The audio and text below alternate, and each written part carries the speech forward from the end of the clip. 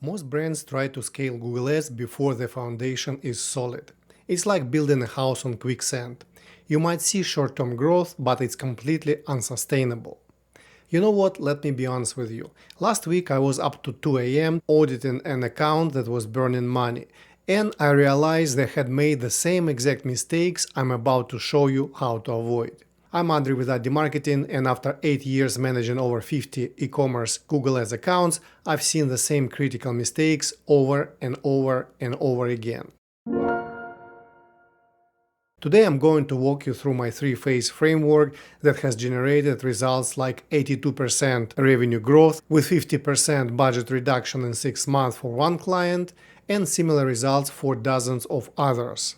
I have to warn you though, this isn't some cookie-cutter approach that works necessarily for everyone.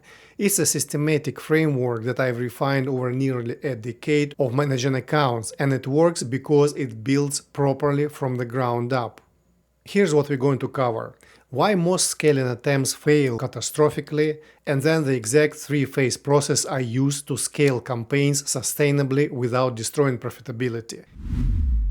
So, why do most scaling attempts fail? It comes down to one fundamental principle. You need to feed the computer good data. Feed the thing bad data, it will make bad decisions. The same applies to Google Ads accounts. Most agencies and business owners make the same critical mistake. They try to scale before the foundation is solid. You might see some short-term growth, but it's completely unsustainable. Google's smart bidding is incredibly sophisticated, but it's only as good as the data you give it. When your conversion tracking is messy, when your branded and non-branded traffic is all mixed together, when your campaign structure is chaotic, the smart bidding algorithm gets confused. It doesn't know what's actually driving profitable growth versus what's just protecting your existing brand searches. I've taken over accounts where previous agencies had 15, 20, even 30 campaigns running simultaneously. The owner would say, "We're spending $50,000 a month, but we don't really know what's working." That's a quicksand problem right there. Here's what typically happens. You start scaling before you have clean data. Google's algorithm starts making optimization decisions based on incomplete or flat wrong information. Your costs go up, your efficiency goes down, and suddenly you're in this death spiral where you're spending more money and getting worse results. This is exactly why I developed a systematic 3-phase approach. Each phase builds on the previous one, and you cannot skip steps. Foundation first, efficiency second, scaling third. Get one phase wrong and your entire scaling network can collapse. Alright, let's look into phase 1, which I call getting your house in order, or the foundation. This is the most crucial phase, and unfortunately it's the one that most often skipped or rushed through. Before you can scale anything, you must ensure your data is perfect. The primary goal of phase 1 is simple but critical. Fix your conversion tracking, separate your branded and non-branded traffic, and set up your essential audiences like remarketing and customer match. Let's break down exactly how I do this. First, conversion tracking. I ensure conversion tracking doesn't overlap and create duplicate reporting. During account audits, I often see conversions being counted multiple times across different campaigns, sometimes 2 or 3 times for the same event. Interestingly, larger accounts tend to have more conversion tracking errors. This creates a false impression of excellent performance in Google's reporting, while campaigns may actually be unprofitable. Second, traffic separation. This is huge. I split shopping campaigns, performance max campaigns, and search campaigns into branded and non-branded traffic. Why? Because branded traffic, people searching for your company name, that's demand you already own. Non-branded traffic, people searching for your products or product categories, that's existing market demand you still need to capture. These two types of traffic behave in different ways and should have different targets, different budget, and different reporting. When these are mixed together, you can't tell what's actually growing your business versus what's just capturing traffic you would have gotten anyway through organic search. Here's my essential campaign structure that I use in phase 1. Branded search campaigns. These capture people searching for your brand name or brand name with some other words. Now, the goal is not to drive new revenue, it's to protect your brand from competitors who might bid on your keywords. I use exact match keywords and manual bidding because it gives me the best control while maintaining high impression share at a low cost per click. Non-branded shopping ads, the main revenue generator. This can be a standard shopping campaign or a Performance Max campaign. For new accounts, I prefer standard shopping campaigns because they provide me with better control. If there is already a Performance Max campaign that's been running for several months with a good conversion history, I might keep it, but I'll switch it to the feed only. For both of the campaign types, I then add brand negative keywords and brand exclusions in case of PMAX. Remarketing campaigns. These can sometimes be omitted initially, especially if you're running Performance Max, which includes remarketing. But I often add a separate display campaign with very tiny budget, targeting website visitors because people who visit your site are much more likely to convert, and you need to nudge them along their purchase journey. The success indicators for phase 1 are clean conversion tracking with no double counting, properly separated branded and non-branded campaigns across the entire account, and ideally keeping the total number of campaigns under 5. Why under 5 campaigns? Because the fewer campaigns you have, the more conversions per campaign, and Google's bidding algorithms work much better with more conversions within each campaign. This phase typically takes me between 1 and 4 weeks, depending on account complexity. And I know it's not the sexy part, everyone wants to jump straight to scaling, but remember, this foundation determines everything that comes next. Once your foundation is rock solid, we move to phase 2, efficiency. The goal here is to capture and convert existing bottom funnel demand. Basically, we're going after the quick wins and building up your conversion volume before we start expanding. Here's how I approach this phase.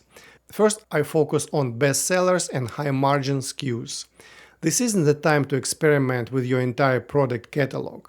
We want to concentrate budget on proven winners, products that you know convert well and generate good profit margins. This serves two purposes. It maximizes your profits, but it also builds up that conversion volume that Google's smart bidding needs to optimize efficiently. Second, I prune low-performance SKUs. Every dollar should be working harder. If a product hasn't generated a conversion in 60 days, it's mostly gone. If a product has terrible margins, we pause it until phase 3. Third, and this is huge, I optimize the product feed. Here's something most people don't understand. Your product feed is your keyword in shopping and PMAX campaigns. For any e-commerce brand, your product feed is the single most important asset. It's the data that the AI uses to understand what you're selling. Optimizing your product feed is the highest leverage activity you can do. The key areas to focus on are product titles, high-quality images, and relevant attributes like material, color, and product type.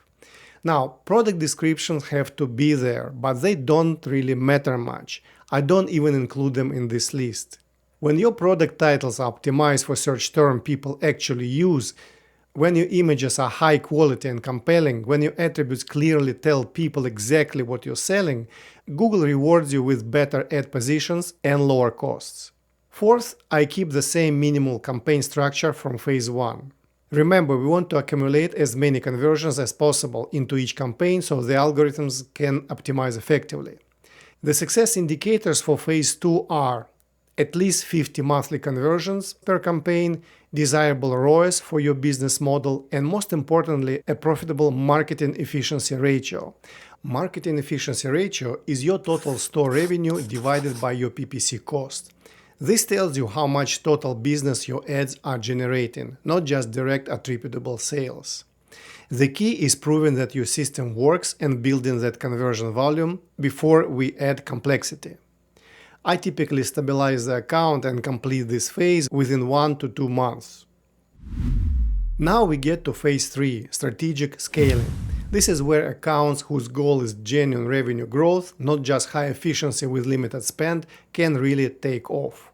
The goal is incremental revenue growth while maintaining adequate ROAS and marketing efficiency ratio. Notice I said adequate. Your ROAS will inevitably come down as you scale because you're going after more competitive traffic, but your total profit will be increasing, at least for a while.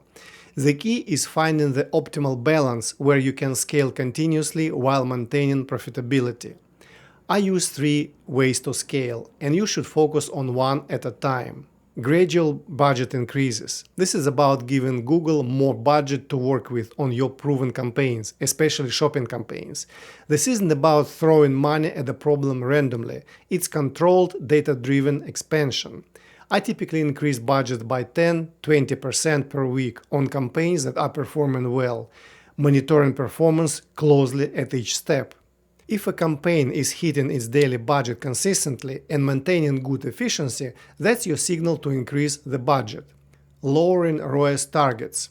This approach allows Google to bid more aggressively and capture more traffic at a slightly lower efficiency but higher volume.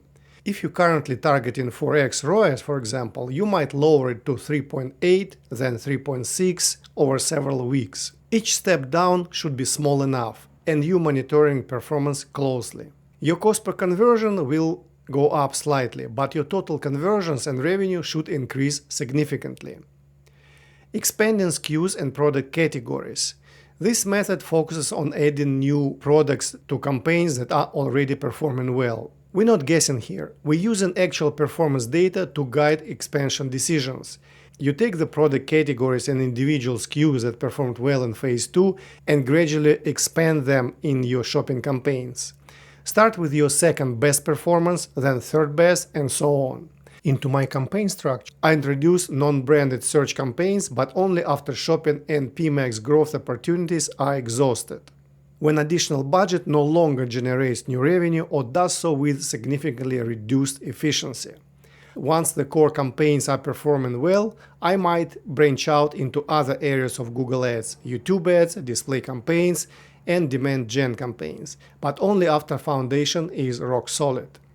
The success indicator here is how successfully you can add revenue while maintaining adequate ROAS and marketing efficiency ratio. The important metrics to track are increase the share of new customers to returning customers, and decrease cost per acquisition for new customers. These metrics are tricky to get. A good solution, at least for Shopify stores, is a plugin called By the Numbers. It has a trial period during which you can get and calculate most of what you need here. The more budget you add, the harder it becomes to maintain high efficiency. So this requires constant optimization and monitoring. This is typically an ongoing phase. If growth is your business goal, you'll be in phase 3 indefinitely, constantly testing new expansion opportunities while protecting your profitable foundation. Not sure how to implement this framework? I've created a Google Ads toolkit with 3 key guides. The 3-phase framework reference table, the one used in this video.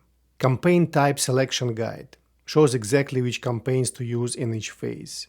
And bidding strategy guide, to avoid costly bidding mistakes.